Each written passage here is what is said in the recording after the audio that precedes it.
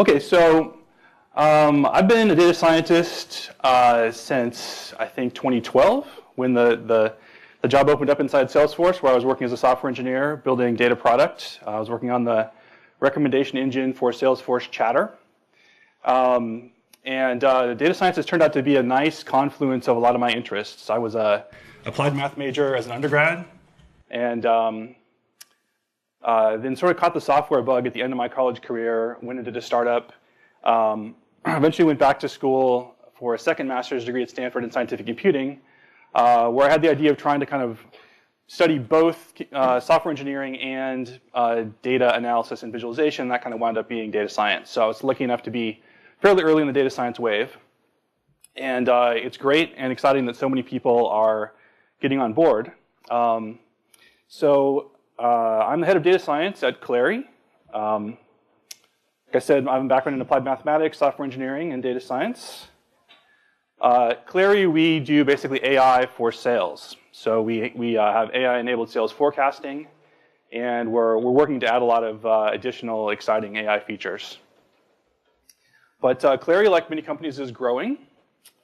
And I've been interviewing a lot of data scientists, data science candidates lately.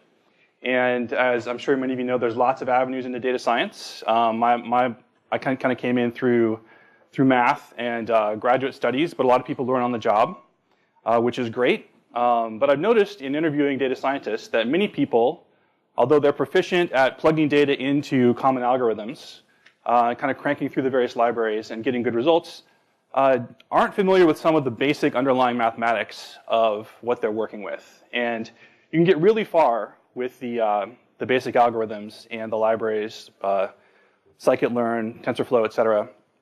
But I think I find that to really develop intuition about what you're doing, it helps a lot to understand something of the math. And so this talk is aimed at helping you if you're new to data science, especially if you don't have an extensive math background, to understand some of the very basics of the vector mathematics that go into data science. So this is a disclaimer up front. This is going to be at a very basic level. If you have an engineering background, if you're familiar with vectors, if you understand what the kernel of a matrix is, for example, this might not be the place for you. But if you want to review the basics or learn some of the basics, that's what I'm going to be going over. So here's the general outline. We're going to talk about what is a vector, the most basic thing. We're going to look at it both from the sort of the abstract mathematical perspective that you get probably in a physics class or in a basic vector math class, basic linear algebra class. And we'll also look at it from the data science perspective, kind of how you encounter vectors in your work. I've taken some data from the Netflix movie recommendation challenge. So we're going to talk about that data. That's kind of an example of a feature vector, as we call it in data science. I'm going to talk about the concepts about vector math related to that are going to be useful to us in building a movie recommendation system based on the relationships between these vectors. So that'll be the first part of the talk. I'll have a demo in the middle where we'll actually look at the movie recommendations and how I constructed those. And then I'll go into a couple more algorithms that you will then be able to understand just based on basic vector mathematics. So that'll be the k-means clustering algorithm and the k-nearest neighbors classification algorithm. And then if there's time at the end, we can cover some slightly more advanced topics, including how vectors interact with matrices. You'll almost always run into a matrix if you're working with vectors, and how to think about matrix vector multiplication in a more intuitive way than you often get in a textbook. Then we'll also, at the very end, if there's time, touch on some of the basic ideas behind principal component analysis and dimensionality reduction if you've got high-dimensional vectors. Okay, so this is the definition of a vector, which I've seen multiple times in my education. The first time you see it, it doesn't seem that useful. So the vector is a quantity having magnitude and direction, and they usually draw like an arrow on a piece of paper. And it's hard to understand how that's useful or what you can do with that. In data science, we often encounter what we call feature vectors, which really seem, I think more like lists of numbers to many people, and to the layperson certainly. So the question is, how do you connect a feature vector to a mathematical vector? Especially as you hear, even with this short list, there's more dimensions here than we can picture on a piece of paper or even imagine existing in 3 dimensions in the room. So, the answer to how this is connected mathematically is an invention of the great René Descartes, which is the coordinate system, right? So there's a legendary story about Descartes that he loved to sleep in. He would never get up before 11 a.m. if he could help it, until the end of his life when he was working for the Queen of Sweden, who made him get up at 5, and he died shortly thereafter. But anyway, he was laying in bed one day, the legend goes, and looking at the ceiling, and there was a fly buzzing around the room above him, and being mathematically minded, he realized that he could specify exactly where the fly was by 2 numbers. How far it was from the wall by his feet and how far it was from the wall, let's say, to his left. And this insight that you could take a geometrical point and represent it with coordinates was the key to a whole branch of mathematics called analytic geometry. I don't know, when I'm in my high school geometry class, I don't think we used coordinates at all. It was all this sort of like proving things with angles, and for a long time before Descartes invented analytic geometry, people would use protractors and compasses to try to prove different things about geometric figures. And then Descartes came along and he got this whole different way of looking at things. And so this is the way we can connect the vector, which is just a geometric object, to the coordinates, or the list of numbers which we often have in data science. You can see that we're going to be looking at movie ratings, like I showed on this slide. These are users and their ratings of, I've got Blade Runner here. So you can see how, if you just, for the first 2 users on 2 dimensions, you can say, user 1's rating gave it a 4 out of 5, user 2 gave the movie a 2 out of 5.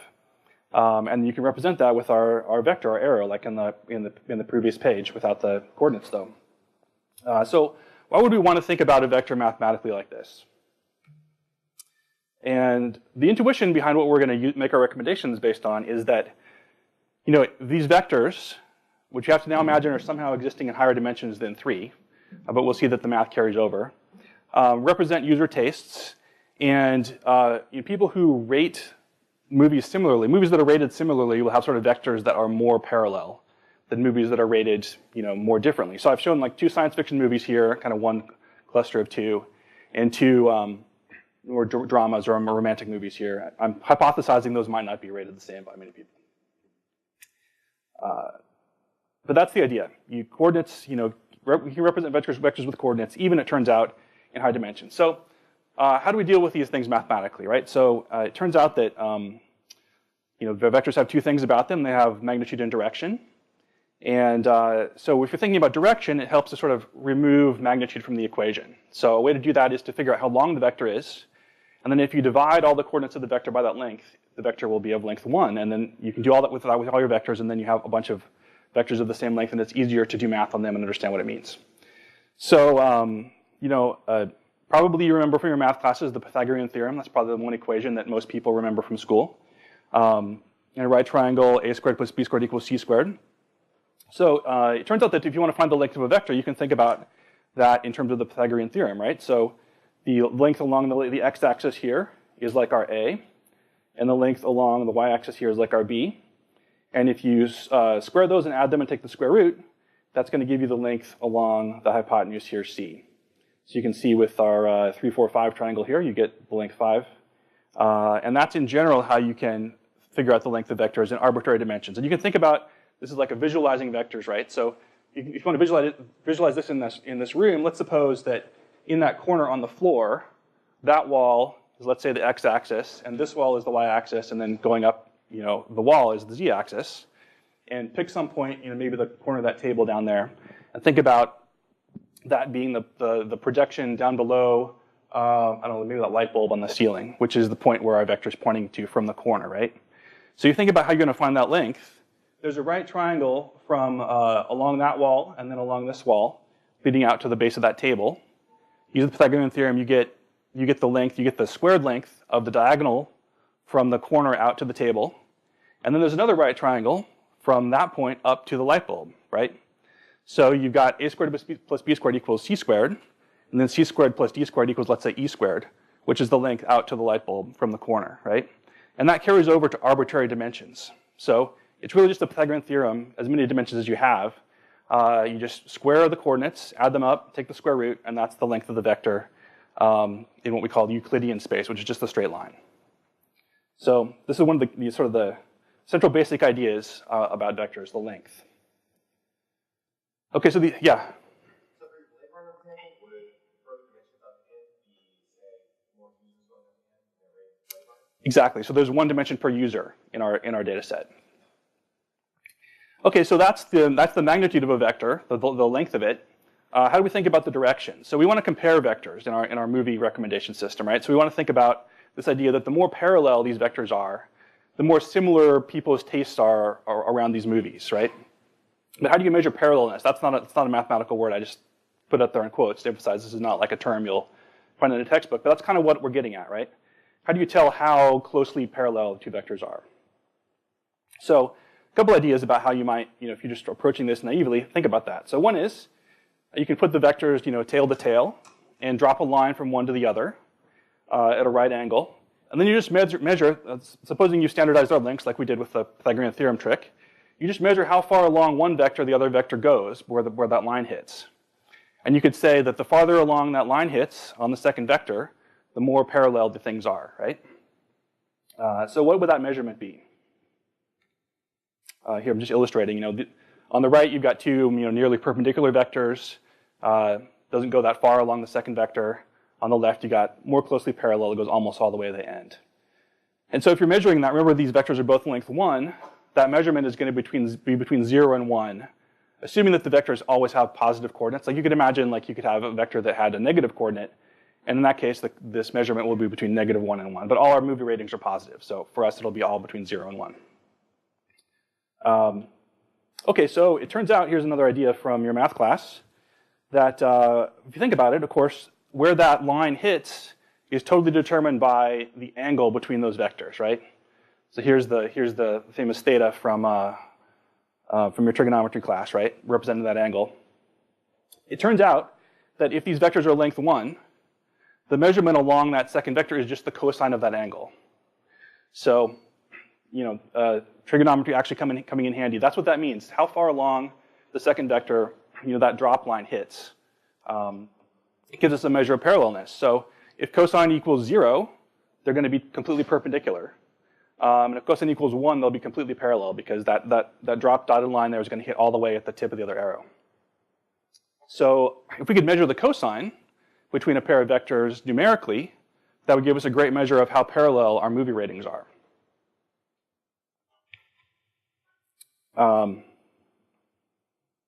Okay, so I'm just restating what I just said on the slide here.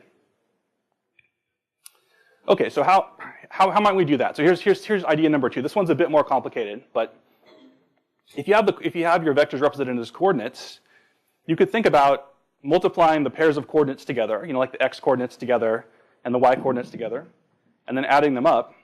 And then if vectors are more closely parallel, like probably there would be one coordinate which is they're kind of pointing in the same direction, so one might be bigger than the other. There'll be a big number times a big number, and then a small number times a small number. If they're exactly parallel, if you do this, you're just taking the Pythagorean theorem distance again, and I'll give you 1. If they're more nearly perpendicular, it'll be a small number times a big number, and a small number times a big number. It'll be a smaller number closer to 0.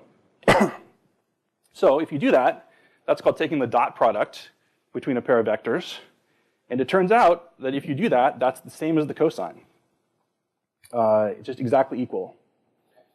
So now we have two pretty simple numerical procedures, one for finding the length of a vector with the Pythagorean theorem, and one for finding sort of the parallelness between two vectors, or the cosine of the angle between them, by multiplying the coordinates together and adding them up.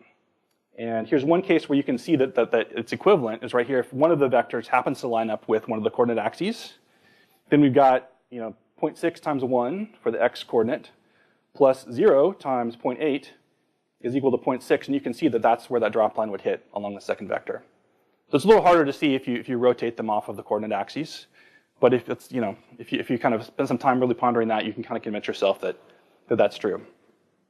So these are the basic numerical procedures we're going to use for our recommendation system: normalizing the length with the Pythagorean theorem, and then computing the cosines between pairs of vectors by multiplying the coordinates and adding them.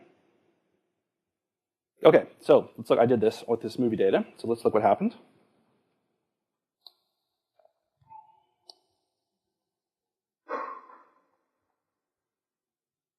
so I took the Netflix has this Netflix challenge data from a few years ago, where they they provided people with I think more than 1 million recommendations from like 450,000 users over tens of thousands of movies. Each movie is rated between 1 and 5 by each user. So I just went through and I pulled out the 1,000 most frequently rated movies and the 10,000 most prolific raters who rated those movies to get our set, because I don't want to look at the whole set. And so that's what this code is, just pulling that in. And this is what it looks like. So you can see the user IDs along the top, and then movie titles here are the row labels. So user 1,192 rated 10 Things I Hate About You as a 2 out of 5, right, and so on. And then if a rating wasn't provided by that user, I just put a 0 in there. So the rows are our feature vectors, and we're going to be taking the cosines between every pair of rows, every pair of feature vectors. And it turns out that Python and scikit-learn have some easy ways to do that. So I just import this cosine similarity library. I've already got the data in a data frame. I do cosine similarity on the data frame. I make a new data frame out of the resulting matrix, which is the similarity scores. And then I add these the same movie labels to both the x and the y, so we can see the matrix of results that comes out. So you can see along the diagonal that the cosine is always 1, right? Because the movie's ratings are always parallel to its own vector. And then listed out along the row, and then symmetrically along the same column, are the ratings of the cosine similarity between a pair of movies. So cosine between 10 Things I Hate About You and 12 Angry Men is about 0.43. So I went and pulled out a few of these movies to see what they look like. So here's one that appears here in our list, 13 Going on 30, which I haven't seen, but is a romantic comedy, I'm pretty sure. And here you can see that it's, of course, exactly parallel with itself. And here are the movies that come out as close to it. So Sweet Home Alabama, it's a Reese Witherspoon romantic comedy. How to Lose a Guy in 10 Days, Miss Congeniality. Speed is in there, that's interesting. You get a little further down the list, it starts to be a little more of a head scratcher. But overall, this list looks to me like a fairly decent set of movies that are similar to 13 Going on 30. Here's Blade Runner. We've got The Matrix, Terminator, Raiders of the Lost Ark. Tend to be kind of sci-fi action type movies. Just a few more here. Star Wars, Empire Strikes Back. First 2 movies are the other Star Wars movies from the original trilogy, so that's pretty good. It's interesting that the prequels are a little further down the list. Here's kind of an interesting one, Stuart Little, which I think is a kid's movie about a cartoon mouse. You've got a mix of kids' movies and romantic comedies, so it tells you something about people rating those kids' movies. And finally, The Notebook. Again, we've got romantic comedies, similar type of movies. So this seems to work pretty well. And this is all based upon these 2 basic concepts about vector math. So any questions at this point? Yeah.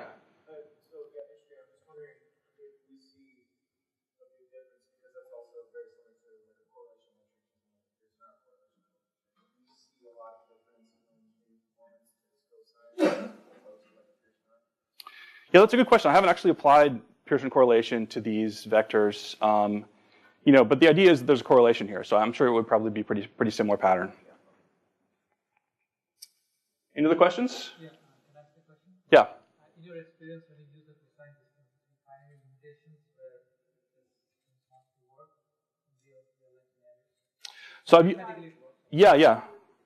yeah. So the question was, in real life scenarios, when I've used this, have I found limitations where it doesn't work? I've used this a couple times. I used this as part of the recommendation engine at Salesforce Chatter, and I used this at Clari actually for a kind of internal study for an internship project I supervised this summer. I find that it tends to work well in cases where you've got data which represents user tastes, right? So, my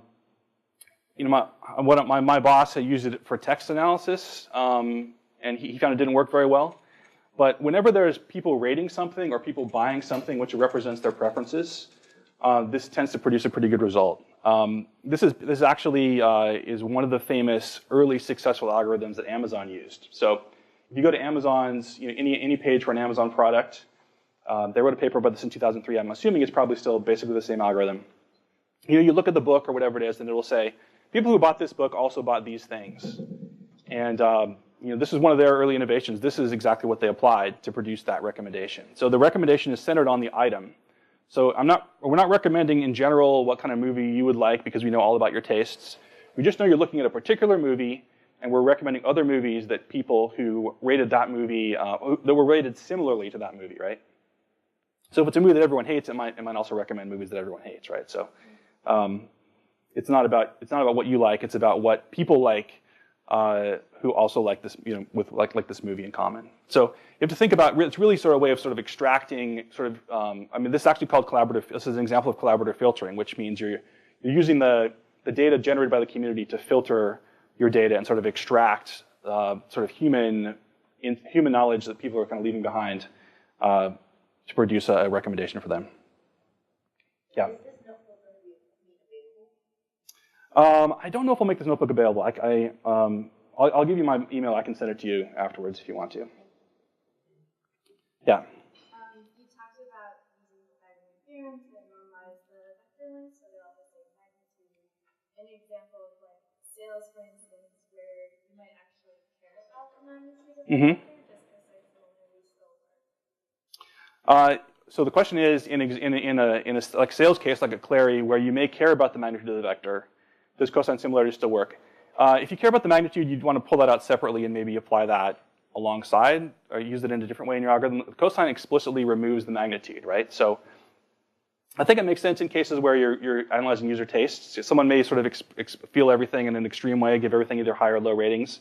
Someone may be more moderate, but it may still be sort of similar proportions. But the magnitude is washed out in this method. Yes? Yes. So the question is, I put in zeros where the user did not provide a rating. How does that affect the cosine similarity? Well, it makes it possible. I mean, you can't do cosine similarity unless you have a value for every dimension. The proof's in the pudding. I think it still works reasonably well.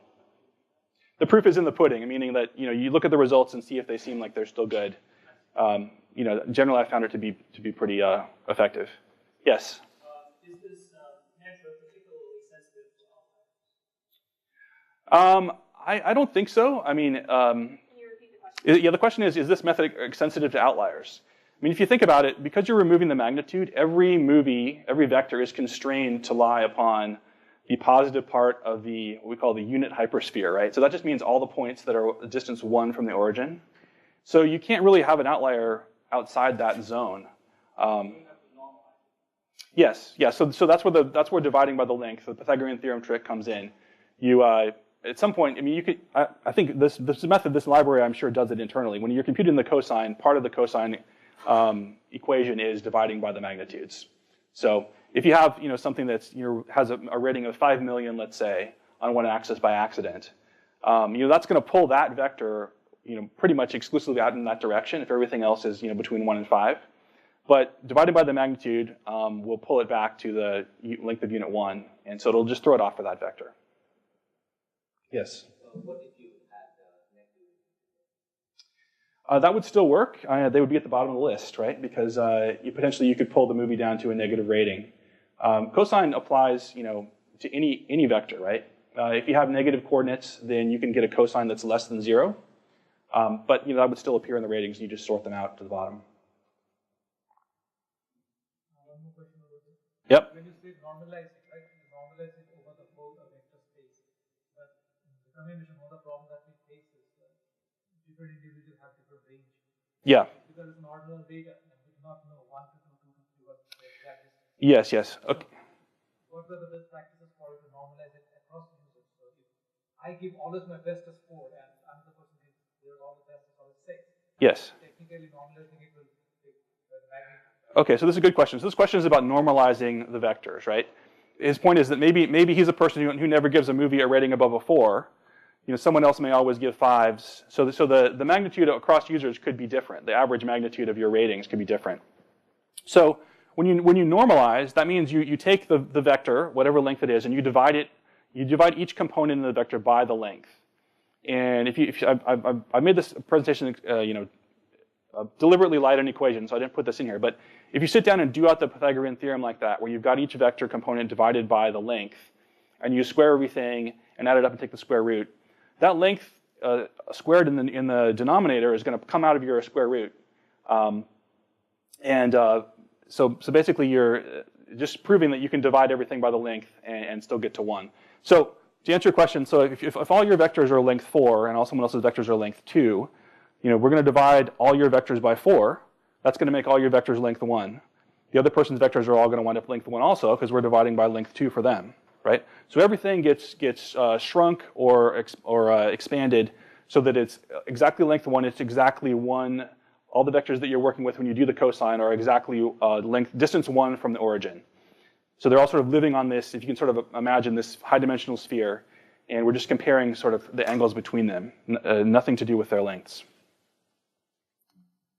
Okay, maybe one more and then I'm going to move on here. Does that also handle, like, when you have users who rate things they hate really harshly, but things they like somewhere in the median, so they just have that, like, one-off behavior? Yeah, so the question is, does it handle users who rate things they like sort of in the middle or very harsh? I mean, they rate things they hate. Right, so they give them all. So they rated things either like a 1 or a 3, maybe. Yes, it does, right? Because you're gonna square all of their ratings individually in the Pythagorean theorem thing, add them up, and take the square root, and that's going to be the length of each individual sort of their rating vector, right? So if they have basically, you've described a situation where their vectors are kind of short on average. So you're going to divide that by a smaller on average number, and that's going to pull their vector out to be length 1. So everyone's is the same. Quick follow-up to that. Is that one reason why, for example, Netflix changed their system from 5-star system to just a thumbs up, thumbs down? I don't know. I mean, the interesting thing about this Netflix challenge is that they gave this really extensive data set out to the public. I think there was $1 million prize for the person or team that could do the best job. And there was, of course, a mad scramble to be at the top of that heap. And so somebody won, but then they realized it was sort of too complex to implement in practice. They went back to something simpler.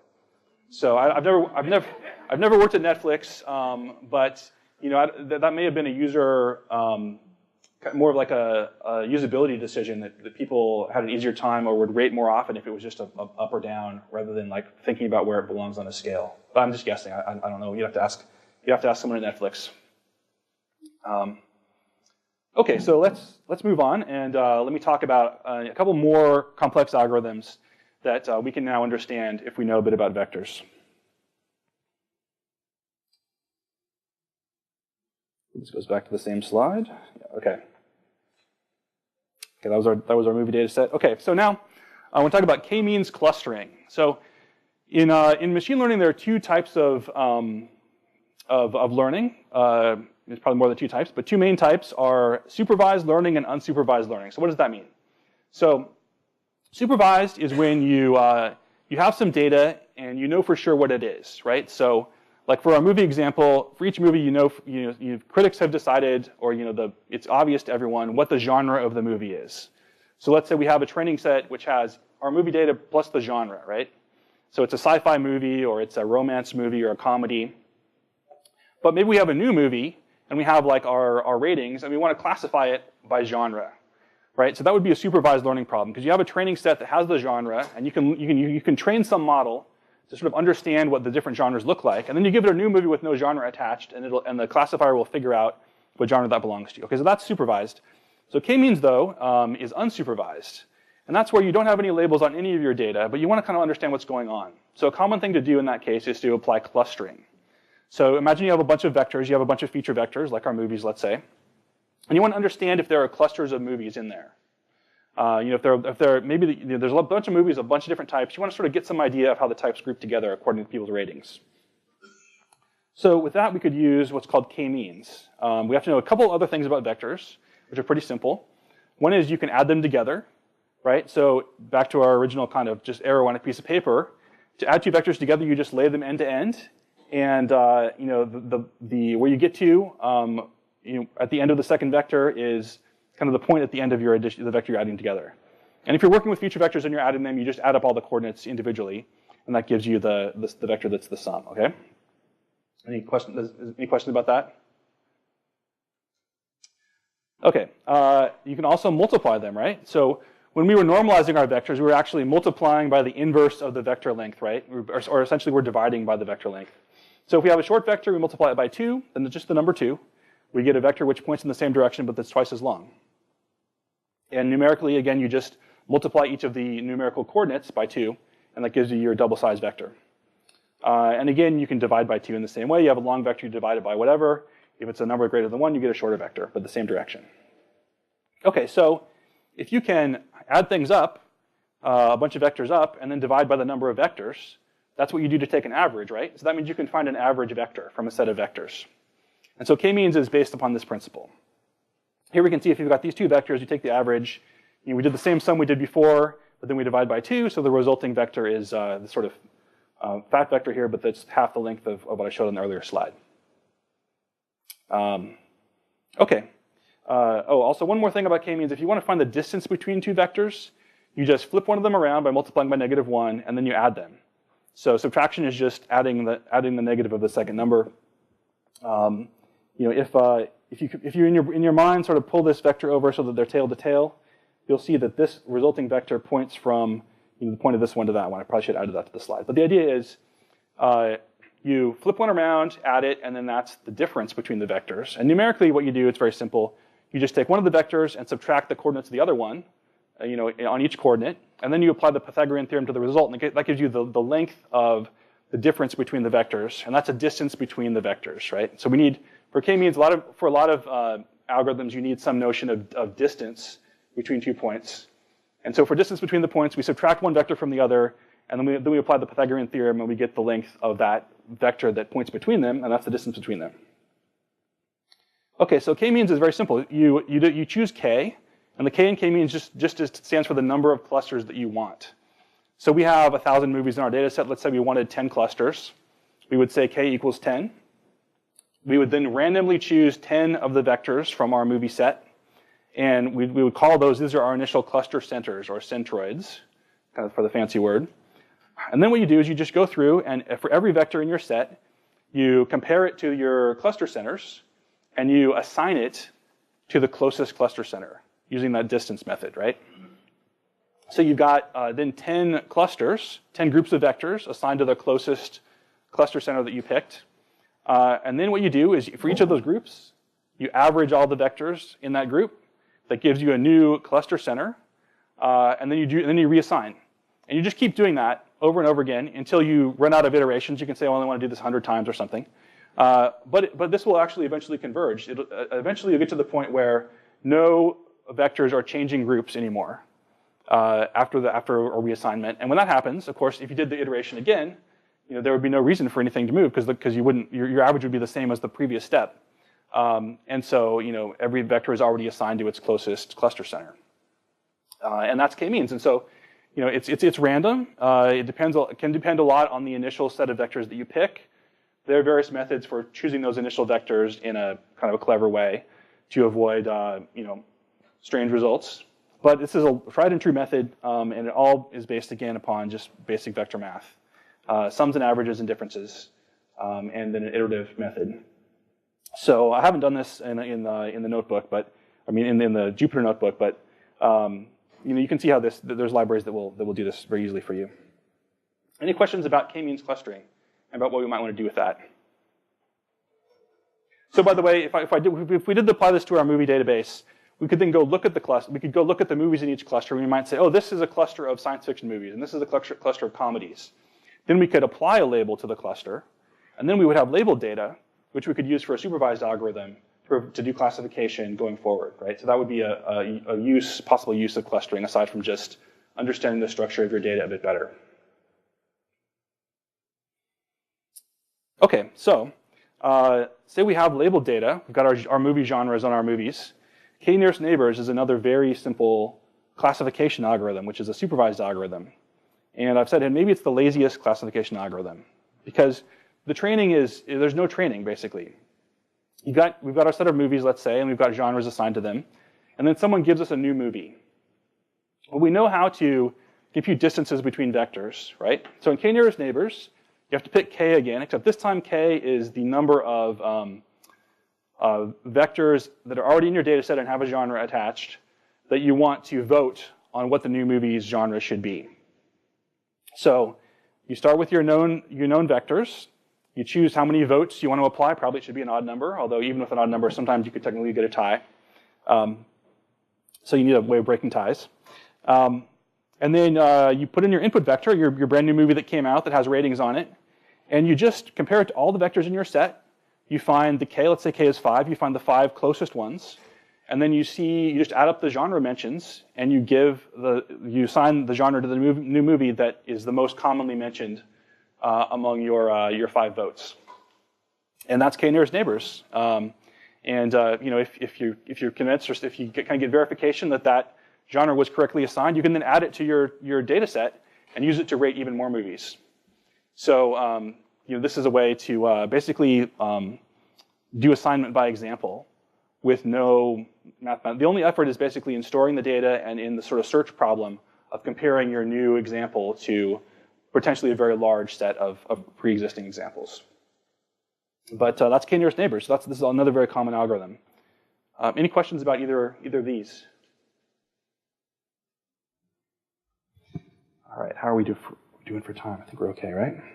10 minutes, okay, perfect. Okay, so let's go to something a little bit more advanced. I was hoping we would get to this part because one thing, like I mentioned earlier about working with vectors, is you'll almost always run into a matrix or two, right? Vectors and matrices go together. So what's a matrix? And this is part of what's called linear algebra. So if you want to learn it, go take a course at Coursera or something about this. Linear algebra is the topic. So here's the abstract equation that's sort of the central equation probably of linear algebra. A is a matrix, X is a vector, and B is a vector. So you'll see this a lot. Well, what does this mean? Well, it is algebra. You're trying to solve for X. What does that mean? A lot of the times in these classes, like you can take a whole class and they won't even really sort of come out and say what it's all about. So that's what I'm going to try to tell you here. Okay, so this is maybe not too much easier to understand, but each of these A's here is supposed to be a number, just a floating point number, let's say. And then the B's, let's say, are also known numbers. Like this is like 1, 2, 3, let's say. And then X, you're solving for X, right? X is the unknown. So, and you're basically multiplying somehow this matrix of A's times your unknown X's, and that's supposed to be B. And oftentimes you'll see this equation, which is this total horror show, right? Like, what does this mean? The BI equals like sigma, blah, blah, blah. You have to really kind of understand the concept before this even makes sense to you. So this is how you should think about matrix vector multiplication. Maybe this is still confusing when you first look at it, but let me try to explain what's going on. So the game you're playing is, you have this vector B. So let's use our light bulb in the corner again, right? And you have 3 other vectors, which are actually the columns of A, right? So you want to think about the columns of A as vectors themselves. So let's say that there's one column that's 1, 0, 0, and that runs along that wall, and there's another column that's 0, 1, 0, that runs along this wall, and there's one that's 0, 0, 1, and that runs vertically, and our origin is in the corner. Then what's being asked basically is, what's the height, width, and depth to get to the light bulb? So really what the game you're playing is you're trying to take these vectors, which are the columns of A, and use them to build the vector B by setting those coordinates of the X values. You're basically producing a weighted average of these columns of A to try to hit B. And that's the whole game of linear algebra, right? And then there's a lot of complexities about, well, what the nature of the columns of A. Like if you have duplicate columns, that might mean there are some points B that you can't hit. So let's say that you've got all the vectors in A are on the floor, right?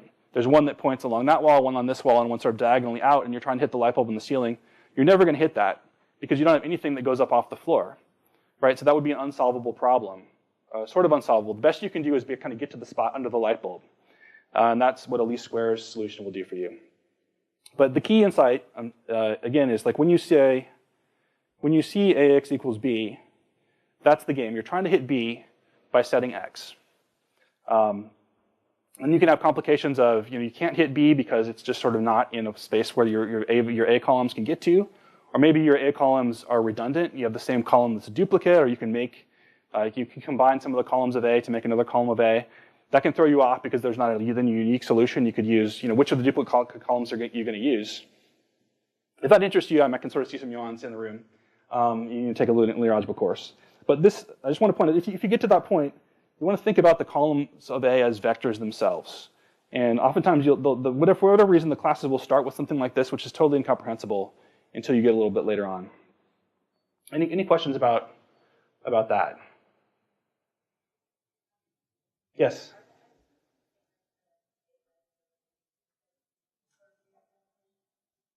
Yes, so the x's are basically the free variables that you're allowed to set to whatever you want. And maybe I should have used specific numbers for the a's and b's here. Those are the things that are fixed that are given to you. And you're trying to combine the a's in such a way as to make b by setting x. Any other questions about this? Yes?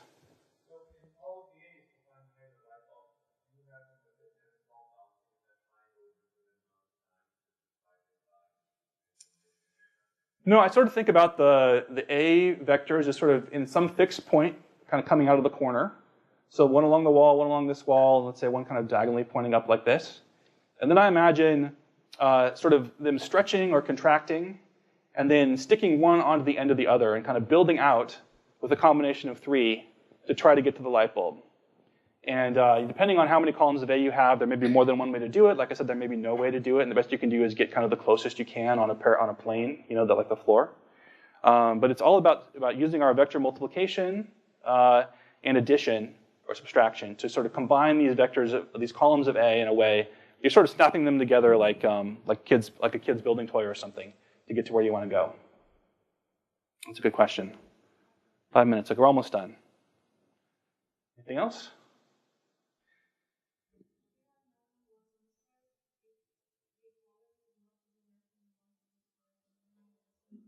Yes, so the question is, can you have more than one answer to this problem if the equality can't be made and you want to find the minimum distance? That's exactly what many least squares methods will do.